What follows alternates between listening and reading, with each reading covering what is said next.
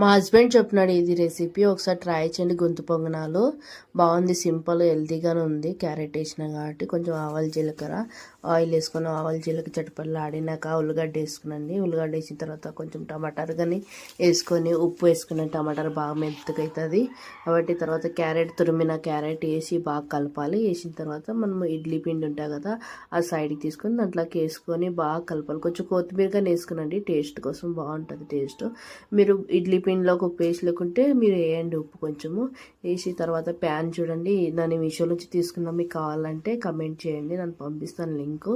ఇంకొంచెం బటర్ వేసుకొని బటర్ అన్న ఆయిల్ అన్న నెయ్యి అన్న ఏముంటే అది వేసుకునండి. మీరు వేసుకొని బాగా వేసుకొని ఒక 10 నిమిషాలకి మూత ముచ్చి పెడితే అది బాగా పొంగుతాయి. బాగున్న టేస్ట్ ఒకసారి ట్రై చేయండి. నేను ఎప్పుడు సింపుల్గా చేసుకునేదాన్ని, ఈసారి వెరైటీగా ట్రై చేసినాను కదా చాలా బాగా అనిపించింది. మీరు కూడా ఒకసారి ట్రై చేయండి. మీరు సింపుల్ చేసి ఇలా చేయండి. మీరు ఎప్పుడైనా ట్రై చేశారు నాకు కమెంట్లో కానీ చెప్పండి, నేను ట్రై చేసినానని. చాలా బాగున్నావు చూడడానికి కానీ.